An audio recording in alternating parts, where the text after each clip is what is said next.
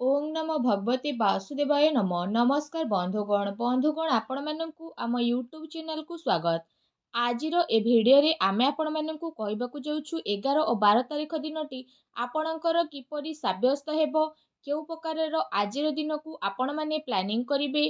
जदि आमे आपण मानकु विशेष भाबरे कहिबु कि आजिर दिन आपणकर किपरि साब्यस्त हेबो केउ केउ जिनिस रे आपणकु फायदा मिलिबो केउ सबु जिनिस रे आपणकु सावधान रहिबाकू पड़िबो आपणकर लव लाइफ किपरि रहिबो क्यारियर किपरि रहिबो बिजनेस आउ व्यापार किपरि रहिबो ता सहित स्वास्थ्य रो महत्वपूर्ण इन्फॉर्मेशन मध्ये आमे आपण मानकु देबु। आउ ए वीडियो शेष रे आमे किछि उपाय विषय मध्ये कहिबु जहा द्वारा आपण आजिर दिन को आहुरी अधिक शुभ और मंगलदायक बनी पारिबे। तेणु आगो को वीडियो आरंभ करबा पूर्व आमर आपनकु रिक्वेस्ट कि जदि आपण आमर ए चैनल रे नुआ आछंती चैनल को सब्सक्राइब करंतु सांगरे नोटिफिकेशन बेल को मध्ये ऑन करंतु जहा द्वारा समय समय रे सह नुआ नुआ वीडियो रो नोटिफिकेशन आपनक पाखरे पहुंची जिवो। आसंतु जानिबा किपरि रहिबो आपनक पई विशेष भाबरे 11 और 12 तारिख रो दिन। सबुठारु प्रथमे जानिबा कि कोन आज आपनक पई पॉजिटिव रहिबा पई जाउछि। जदि आमे आपण मानकु विशेष भाबरे कहिबु तो आज सामाजिक मान सम्मान और प्रतिष्ठा प्राप्त हेबार संभावना बनुछि। सेथिपाई निज प्रयास रे भल सफलता प्राप्त आज आपण मध्ये होई परिबे। ता सहित आपण गोटे समझदार व्यक्ति अटंती आउ सबु कार्य को समय रे सह आज पूरा करबा को चेष्टा मध्ये करिवे। सेथिपाई विशेष भाबरे आपणकु सफलता प्राप्त हेबार संभावना मध्ये बनुछि। जदि कहबा आज आपणकु किस्मत रो सहयोग मिलिबो काम कार्य रे आपण बहुत जल्दी आगो को मध्ये बढ़िबे। एक्स्ट्रा इनकम मध्ये आज आपणकर होई पारे अचानक फायदा हेबार अनेक ही जोग मध्ये बनुछि। आपणकु आपणक भाग्यर साथ मध्ये पूरा मिलिबो पैसार काम कार्य आज आपण मध्ये करिनेबे एवं निज जीवन ऑफिस दुईटी मामला रे जदि कहिबा चिंता आपणकर दूर हेबो। नुआ दिलचस्पी लोकंक सह मिसिबार विशेष भाबरे जोग बनुछि। ता सहित आर्थिक लाभर स्थिति पई अनेक ही जोग बनुछि। कौनसी महत्वपूर्ण कार्यर सार्थकता पई प्रयत्नशील मध्ये रहिबे। कठिन परिश्रम रे रचनात्मक योजना को सफल करिबारे मध्ये कामयाब नजर आसीबे। पुराना समय रु निजर टाइम को मध्ये बाहर करिवे जहा द्वारा आपण खुशी मध्ये अनुभव करिवे। ए दिन आपणक दिन बहुत भल रहइबो मानसिक सुख एवं शांति मध्ये आपणको प्राप्त हेबो। सबु कार्य को आपण बहुत भल भाबरे आगो को नेबे। ईश्वरक आराधना आपण समस्त को विशेष रूप रे शांति प्रदान करिवो। आपणकर उत्तम प्रदर्शन आपणक प्रतियोगी पई आश्चर्यजनक करिदेबो। आपणकर कार्यस्थल रे आपणको अपार सफलता मिलिबो चाहे ताहा पदोन्नति हेउ किंबा मान सम्मान। व्यवसाय करुथुबा जातक किछि नुआ हासिल मध्ये करि नेबे।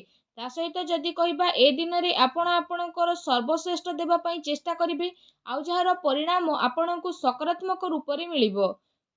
कौनसी नुआ जगह को जीवार मौका मिलिबो जेउ कारणरु आपणको उत्साह मध्ये बढ़ी जिवो विशेष भाबरे। या सहित कौनसी धार्मिक स्थल को मध्ये आपण आज विशेष भाबरे जाई पारंती। आज समय आपणक पक्षरे रहइबो। प्रकृति आपणको जोश आउ खुशीर माहौल उपहार मध्ये प्रदान करिवो। ए उपलब्धि रे आपण भरपूर खुशी उठांतु। ता सहित समयर देखभाल करिबा द्वारा आपणकर महत्वपूर्ण योगदान रहिबो। ए दिन रे आपणको कौनसी शुभ समाचार अवश्य मिलिबो जहा द्वारा आपणको मन अवश्य ही प्रसन्न रहिबो। आसंतु जानिबा आज आपणको पई कोन नेगेटिव रहिबो। जदि कहिबा ए दुई दिन रे विशेष भाबरे मनरे नकारात्मक विचार आसीबा कारणरो मनरे हताशा आसीबो। अनैतिक अप्रमाणिक कार्य विपत्ति रे विशेष भाबरे आपणकर उत्थान पतन आसी पारे। तेणु संभव हेउछि तो से सबुरु दूरे रुहंतु। कार्यभारर अधिकता रहिबा कारणरो मानसिक अस्वस्थता रहिबे। संतानकर चिंता ए दिन रे आपणकर बढ़िबो। ता सहित आपणक आमदानी भल रहिबो। आउ आमदानी सहित जदि आमे कहिबा विशेष भाबरे आपणक खर्च रे वृद्धि हेबार मध्ये संभावना रहिछि। एथिरे आपण आपणकर आमदानी और खर्च रे ताळमेळ बसैकी रखिबार अति आवश्यकता विशेष रूप रे रहिछि। एहा सहित जदि आपण व्यापार करूछंती तो आपणक व्यापार रे मध्ये आपणको लाभ मिलिबो। आपण महंगा वस्तु को किणी मध्ये पारिबे किंतु आपण आपणक महंगा शौक ऊपर रोक लगांतु अन्यथा आपणक सामना रे आर्थिक संकट मध्ये आसी पारे। फ्रेंड्स एहा स कहबा जरूरत रहिछि कि कथावार्ता रे सावधानता बनिकी रखंतु।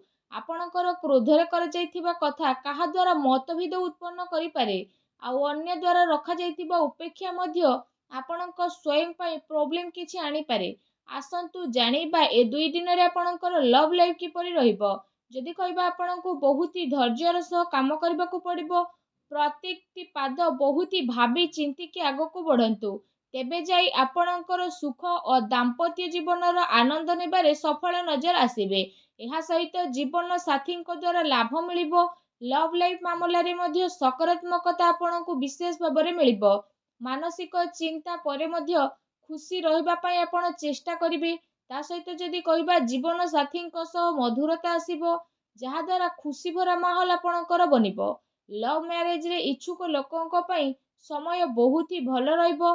ବିବାହ ପାଇଁ ନିର୍ଣ୍ଣୟ ମଧ୍ୟ ଆପଣ ନେଇନେବେ। ଆସନ୍ତୁ ଜାଣିବା ଏ ଦିନରେ ଆପଣଙ୍କର ବ୍ୟବସାୟ ଏବଂ କ୍ୟାରିୟର କିପରି ରହିବ। ଏ ଦିନ ଆପଣଙ୍କ ପାଇଁ ବହୁତ ହି ଭଲ ରହିବ।